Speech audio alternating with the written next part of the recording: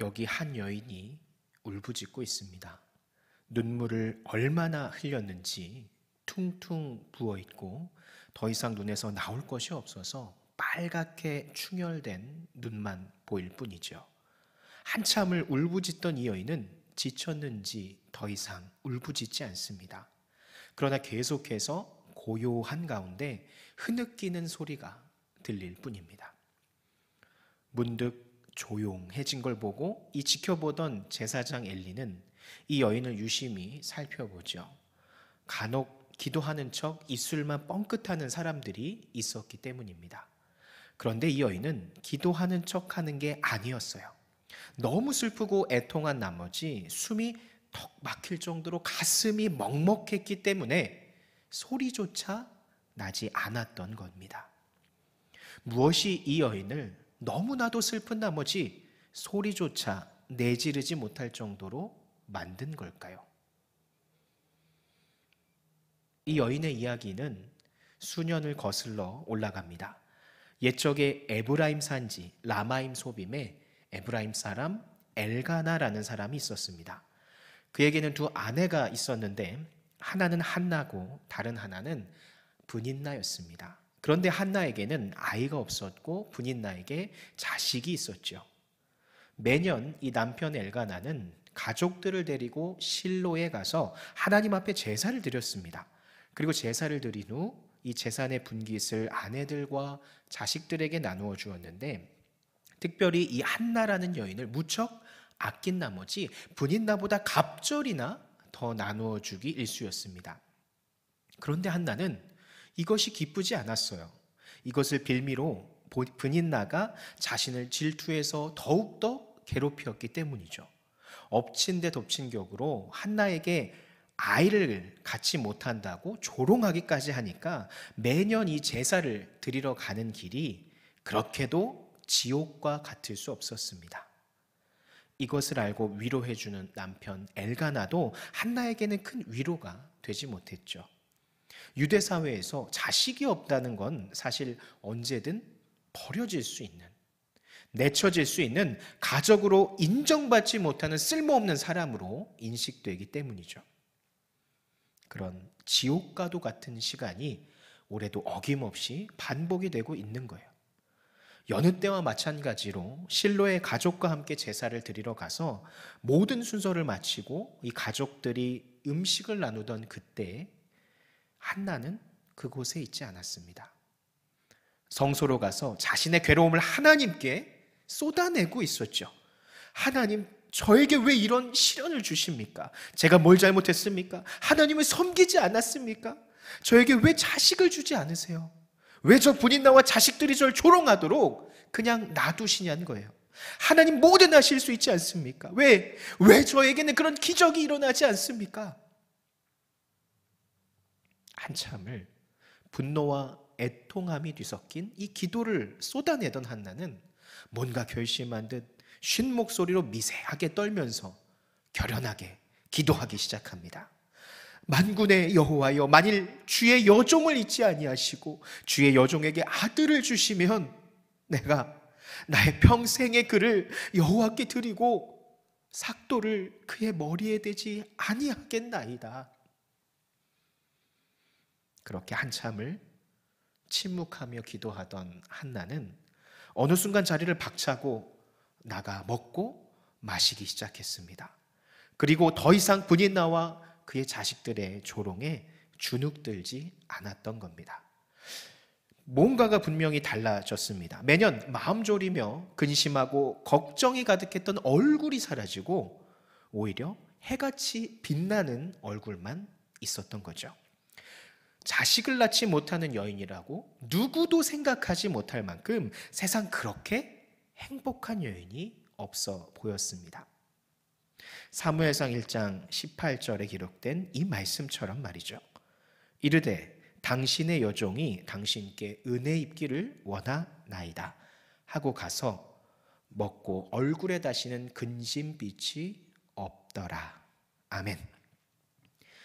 오늘 본문에 나오는 이 한나라는 여인은 선지자 사무엘의 어머니이죠. 사무엘은 정말 성경의 그 역사에서 중요한 인물입니다. 이스라엘의 역사에서 신정, 그러니까 하나님의 직접적인 통치에서 왕정, 곧 왕의 통치로 전환이 되는 가운데 중재자 역할을 했던, 그리고 하나님의 대언자로서 역할을 했던 아주 중요한 인물이죠. 이스라엘 사람들에게 선지자라고 하면 사무엘과 엘리야와 같은 그렇게 먼저 떠올릴 정도로 위대한 하나님의 사람이었던 겁니다. 그런데 이 위대한 인물이 탄생하기까지는 사실 어머니 한나의 눈물 나는 고통과 슬픔과 아픔이 있었다는 거예요. 앞서 말한 대로 아이를 갖지 못하던 이 한나는 다른 아내였던 브닌나와 그 자식들에게 괴롭힘을 당했습니다. 5절과 7절에 보면 한나가 임신하지 못하는 걸 가지고 격분하게 했다, 이렇게 말하고요. 또 남편 엘가나가 한나에게만 갑절에 분깃을 주니 질투해서 또 한나를 격분하게 했다, 이렇게 합니다. 그러니까 정말로 사람을 미치게 만든 거예요. 한이 맺힐 정도로. 여러분이 아마 우리 권사님들, 그리고 권사님들의 어머니들은 시집살이라는 것을 많이들 겪으셨을 거예요. 시동생 때문에, 시누이 때문에 겪는 이런 시집살이 때문에 정말 마음 졸이고 한이 맺혔던 그런 기억들이 있을 겁니다. 제가 아는 한 어머니도 그런 일이 있었어요. 그 집은 남편이 장남이고 7남매였습니다. 결혼을 했는데 서울에 아파트를 한 채 마련해 줬어요, 시부모님이. 80년대. 어쨌든 서울에서 그것도 아파트를 한 채를 신혼부터 소유하고 시작을 한다? 야, 이거 정말 어떻게 보면 든든하죠. 그런데 그렇게 든든하지 않았어요. 왜냐하면 그 동생들이 졸업을 하거나 취직을 하면 서울로 오게 되는데 그때마다 한 명씩 그 장남 집으로 보내는 거예요. 돈을 보낸다거나 따로 용돈을 보낸다거나 그러지 않습니다. 그죠? 쌀 한 가마니 1년에 딱 보내고 끝인 거예요. 그러면 그 동생들이 학업을 마칠 때까지, 결혼해서 나갈 때까지 당시만 해도 도시락이라는 걸 싸갖고 다녔잖아요. 양은 도시락에. 그런 도시락을 매일같이 2-3개씩 싸야 되는 거예요. 그 반찬값이 또 얼마입니까? 쥐꼬리만한 그 월급을 가지고 그렇게 생활을 해야 했던 거예요. 그런데 고분고분하게 잘 따라주면 그래도 은혜롭게 살아갈 텐데 그때는 그 시동생 시누이들이 철이 없었던 거죠. 당시만 해도 이 도시락에 계란 후라이를 얹어주면 그래도 괜찮았던 그런 도시락이에요. 대부분이 계란 후라이 아니면 이제 김치 이렇게 싸갖고 다녔죠. 그런데 그것이 마음에 안 든다고 글쎄 아침에 나가면서 싱크대에 엎어놓고 버려두고 가는 거예요. 막 어질러 놓고. 그 어머니의 심정이 어땠겠어요? 그 시집살이 그 얼마나 한이 맺혔겠어요. 오죽하면 나중에는 정신과 상담을 받을 정도로, 요즘에야 이 정신과 상담이 보편화되어 있지만 당시 90년대 초반에 정신과 상담을 간다는 건 정말 내가 미쳤어요 라고 인정하지 않는 한 잘 가지 않던, 꺼려지던 곳이었거든요. 그만큼 마음의 병이 깊었고 한이 맺힐 정도였다는 거예요. 여러분도 공감하실 것이고 여러분의 어머니가 그런 생활을 하셨던 것을 기억을 하실 겁니다. 그 한이 서린 것을 기억하십니까? 이것이 마치 한나의 마음과도 같았다라는 거예요. 한나의 마음이 그러니까 어땠겠어요? 브닌나가 막 없어졌으면 좋겠고 하나님이 원망스럽고 하나님이 안 계신가? 막 이런 생각이 들 정도로, 부정할 정도로 마음이 무너졌다라는 거죠. 여러분도 그러실 때가 있죠? 마음이 무너질 때, 기도할 힘이 나지 않을 때, 그때가 있을 거예요. 마치 이 찬양의 가사처럼 말이죠.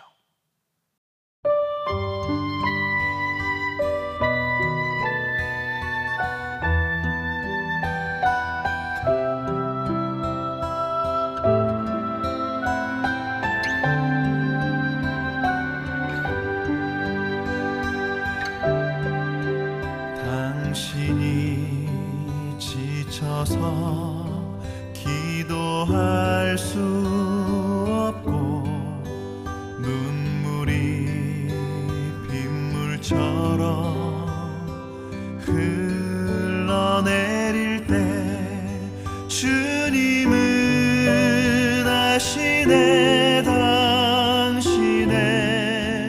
약함을 사랑으로 돌봐주시네.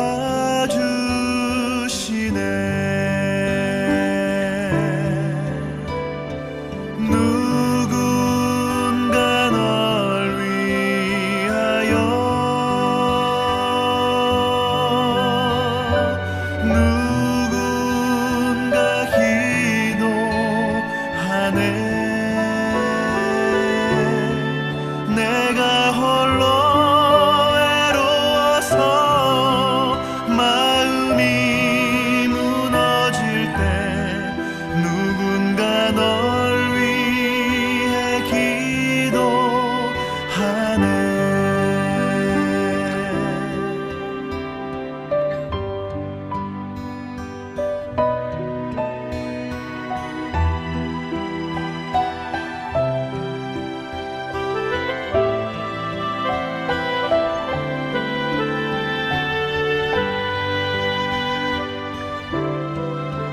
당신이 외로이 홀로 남았을 때 당신은 누구에게 위로를 얻나. 주님은 아시네 당신의 마음을 그대 홀로 잊지 못함을.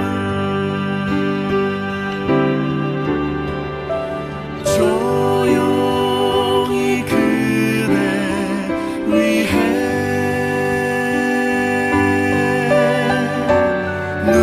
누군가 기도하네. 내가 홀로 외로워서 마음이 무너질 때 누군가 널 위해 기도하네.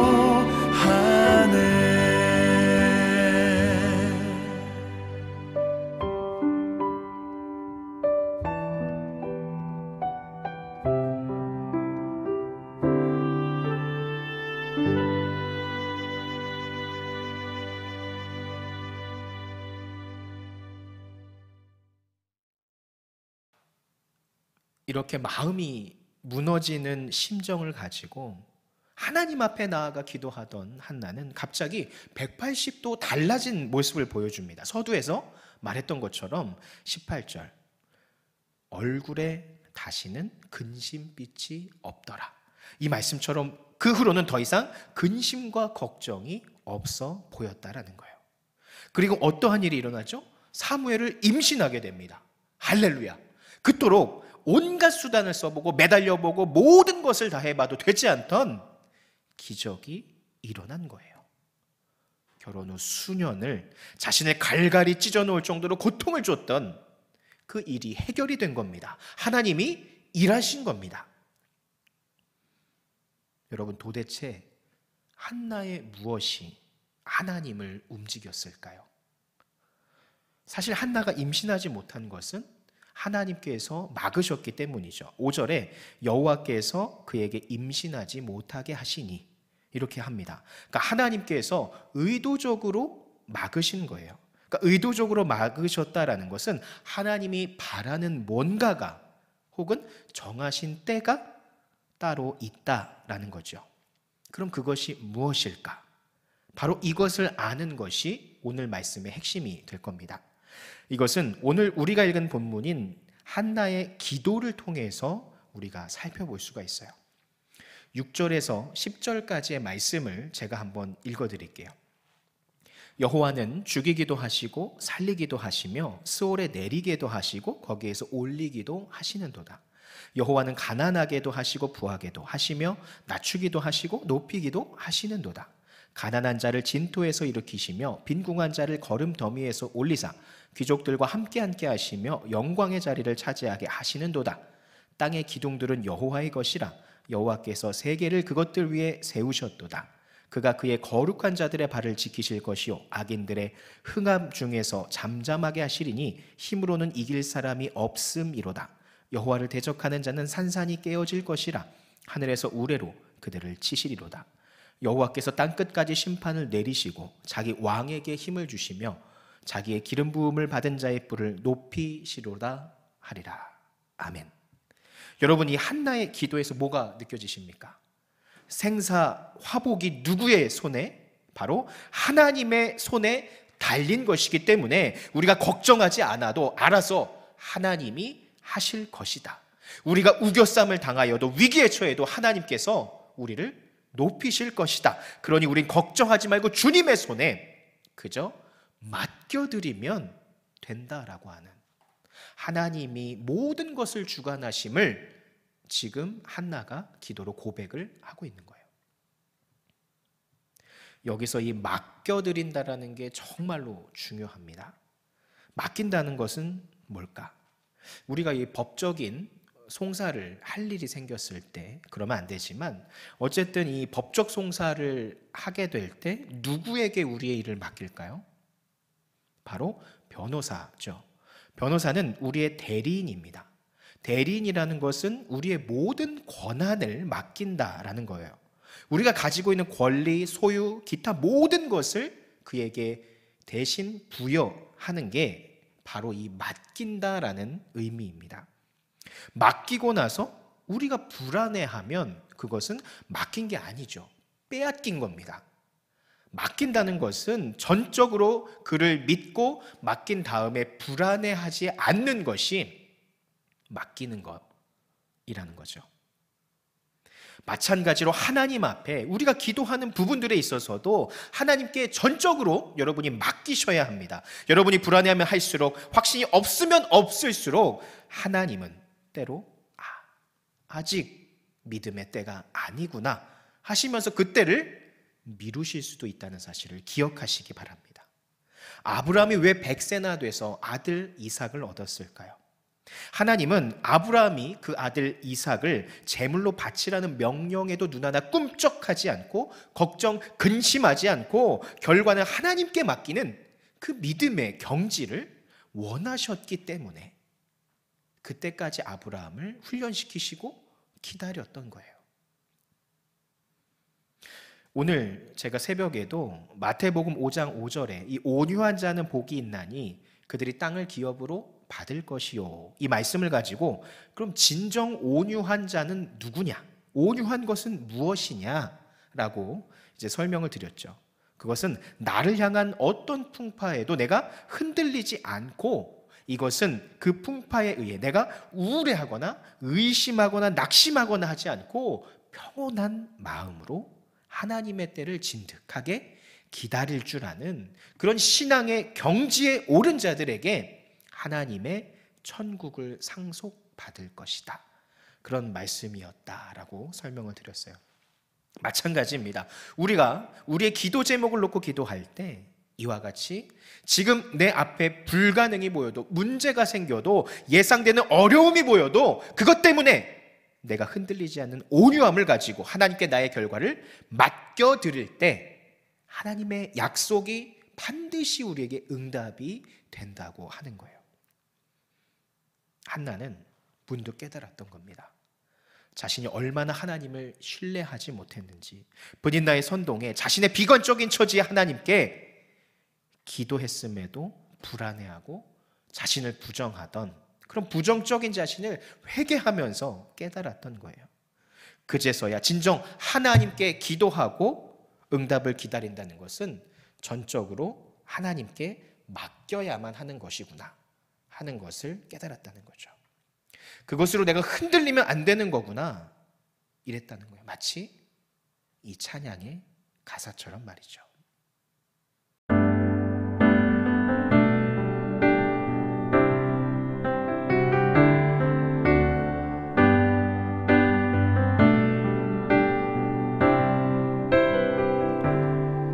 세상의 유혹 시험이 내게 몰려올 때에 나의 힘으론 그것들 모두 이길 수 없네. 거대한 폭풍 가운데 위축된 나의 영혼 어찌할 바를 몰라 헤매이고 있을 때 주를 찬양 손을 들고 찬양 전쟁은 나에게 속한 것 아니니 주를 찬양 손을 들고 찬양 전쟁은 하나님께 속한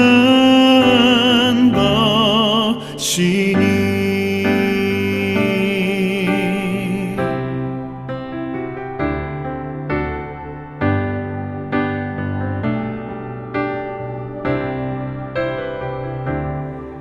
거짓과 속임수로 가득 찬 세상에서 어디로 갈지 몰라 머뭇거리고 있네. 공중의 권세 잡은 자 지금도 우리들을 실패와 절망으로 넘어뜨리려 하네.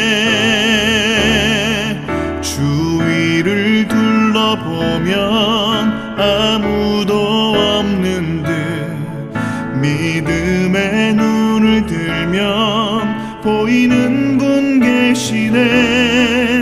지금도 내 안에서 역사하고 계시는 사망과 어둠의 권세 물리치신 예수님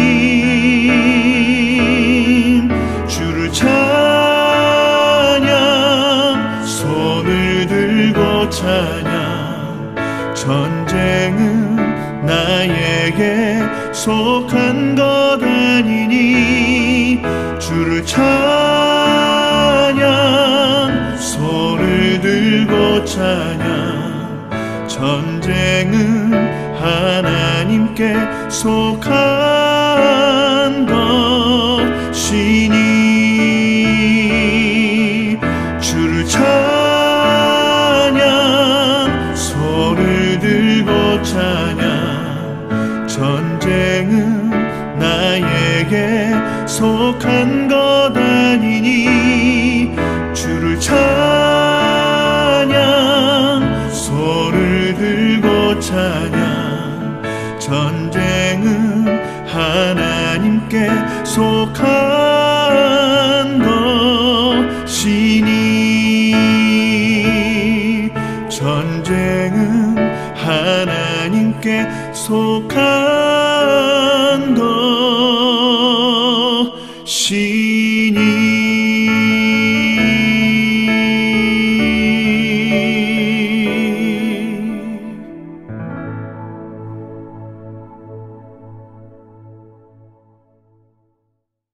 여러분, 이제 하나님께 맡기실 수 있겠습니까? 여러분 가정의 기도, 구역의 기도, 교회의 기도, 말 못할 다른 기도의 제목까지도 아무리 세상이 여러분을 흔들어도 만신창이처럼 만들어도 걱정하지 않고 맡기실 수 있겠냐는 거예요.